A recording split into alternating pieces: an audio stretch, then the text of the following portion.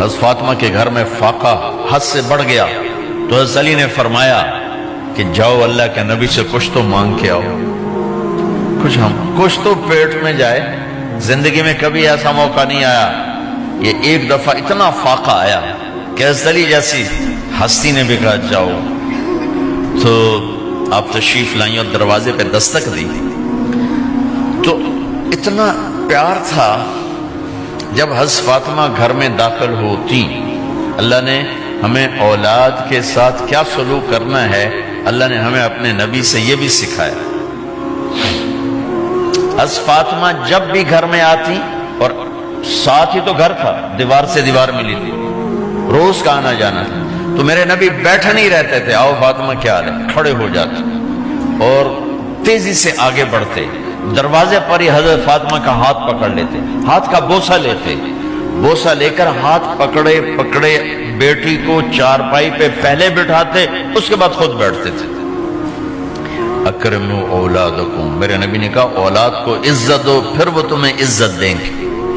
ہمارے ماحول میں اکثر ماں باپ نے اولاد پہ ڈنڈا ہی اٹھایا ہوتا ہے، پھر ان میں بغاوت پیدا ہو جاتی، پھر کہتے ہیں اولاد نافرمان ہے۔ آپ نے دستک دی تو کہنے لگے یہ تو فاطمہ کی دستک ہے، خیر تو ہے، پہلے تو کبھی اس وقت میں آئی نہیں۔ تو آپ نے ام ایمن سے کہا دروازہ کھولو۔ ام ایمن نے دروازہ کھولا تو آپ نے استقبال کیا، بٹھایا، پوچھا بیٹی کیا ہوا، اس وقت میں کیسے آئیں؟ کہا یا رسول اللہ بہت فقر ہے، بہت بھوک ہے، آپ کے پاس سنا کچھ مال آیا ہے، کچھ ہمیں بھی دے دیا جائے۔ اتنی صابر بیٹی زندگی میں ایک دفعہ بھوک کی شکایت لے کر آئیں، اور آگے باپ نے پھر پیپر لے لیا، پھر امتحان میں ڈال دیا۔ آپ نے کہا بیٹی میرے پاس 5 بکریاں کھڑی ہیں، دے دوں یا 5 دعائیں سکھا دوں؟ یہ بھی کوئی کتنا سخت موقع تھا، کتنا سخت موقع ہے کہ صبر کا پہاڑ بیٹی اتنی مجبور ہو کر آتی ہیں کہ یا رسول اللہ برا حال۔ تو میرے نبی کہتے بیٹی یہ بکریاں بھی لے جا، دعائیں بھی لے جا، دونوں جمع کر دیتے، یا دعائیں بعد میں سکھا دیتے، بکریاں دیتے، ایک تو دے دیتے، پر امت کے غریبوں کو تسلی دینی تھی، چونکہ امت میں اکثر طبقہ غریب ہوگا۔ تو آپ نے کہا بیٹی 5 بکریاں دوں یا 5 دعائیں دوں؟ تو وہ سمجھ گئی اپنے باپ کے مزاج کو کہ ابا جان امتحان لے رہے ہیں، تو کہا ابا جان بکریاں چھوڑ دیں، مجھے دعائیں سکھا دیں، مجھے بکریاں نہیں چاہیے۔ بھوکے کی رات بھی گزر جاتی ہے اور بھوکے کا دن بھی ڈوب جاتا ہے۔ تو آپ کا چہرہ ایسے کھل گیا کہ میری بیٹی پاس ہو گئی۔ کہا بیٹی آپ تم دعا میں یہ کہا کرو یا اول الاولین یا آخر الاخرین یا ذا القوة المتین یا راحم المساکین یا ارحم الراحمین، یہ تیرے لیے 5 بکریوں سے اعلیٰ چیز۔ اب گھر واپس گئیں خالی ہاتھ۔ حضرت علی نے فرمایا تو کچھ بھی نہیں لائی؟ کہا نہیں لائی ہوں، بہت کچھ لائی ہوں۔ کہا کیا؟ کہا میں دنیا لینے گئی تھی، آخرت لے کے آ گئی۔ ذہبت للدنیا وجئت بالآخرہ۔ تو حضرت علی نے فرمایا تیرا آج کا دن سب سے اعلیٰ دن، خیر ایامک ھذا۔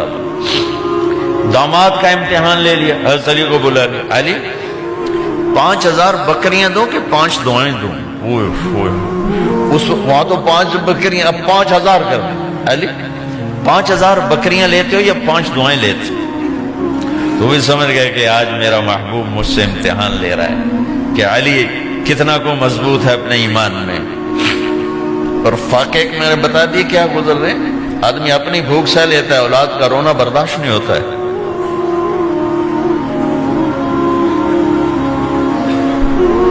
علی 5 دعائیں دوں کہ 5000 بکریاں؟ حضرت علی نے عرض کی یا رسول اللہ دعائیں سکھا دیں، بکریاں نہیں چاہیے۔ میرا نبی کا چہرہ کھل گیا کہ میرا داماد بھی پاس ہوگی۔ علی تو یہ دعا مانگا کر روزانہ، اللہم اغفر لی ذنبی ووسع لی خلقی وبارک لی فی رزقی وقنعنی بما رزقتنی ولا تذهب قلبی الی شیء صرفته عنی۔ یہ 5 دعائیں تو مانگا کر، 5000 بکریوں سے زیادہ ہے۔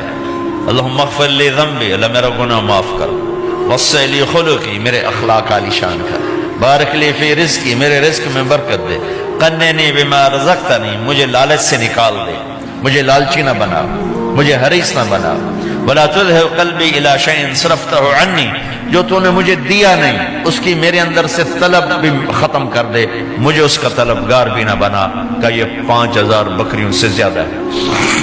بس فاطمہ رضی اللہ تعالیٰ عنہ سے ملنے گئے، کہا بیٹے میں اندر آ جاؤں، میرے ساتھ عمران بھی ہیں، ایک صحابی تھے عرب سردار، میرے ساتھ عمران بھی ہیں۔ کہا ابا جان میرے گھر میں اتنی چادر نہیں کہ اپنے آپ کو چھپا سکوں، پردہ کرنے کے لیے میرے پاس چادر کوئی نہیں، تو آپ نے اپنی چادر اندر دے دی، کہا اس سے پردہ کرنا، تو لپیٹ لی۔ اب اندر آئے تو آپ نے پوچھا میں نے سنا تھا تو بیمار ہے، میں ذرا حال پوچھنے آیا ہوں، تو باپ کو دیکھ کے آنسو نکل آئے کہ یا رسول اللہ بیماری بھی ہے اور بھوک بھی ہے، دونوں ہی ہیں، صرف بیماری نہیں بھوک بھی ہے، بڑے بڑے مصیبتوں سے لڑ جانے والے ماتھے پہ کبھی بل نہ آیا، بیٹی کے آنسوں نے پگھلا بھی دیا اور رلا بھی دیا، آپ بھی رو پڑے، آپ بھی رو پڑے۔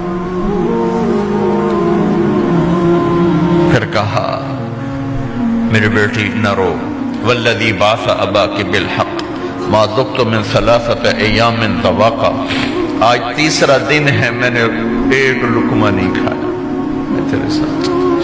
اور میری بیٹی میں تمہیں بتاؤں، میرے رب نے مجھے کہا تھا میرے حبیب اگر آپ چاہیں تو احد پہاڑ سونا بنا دو، 10 میل لمبا چوڑا ہے احد پہاڑ، 10 میل، میں احد پہاڑ سونا بنا دوں آپ کی خدمت میں پیش کروں؟ تو میں نے کہا نہیں یا اللہ مجھے نہیں چاہیے، میں ایک دن بھوکا رہوں گا، ایک دن کھانا کھاؤں گا۔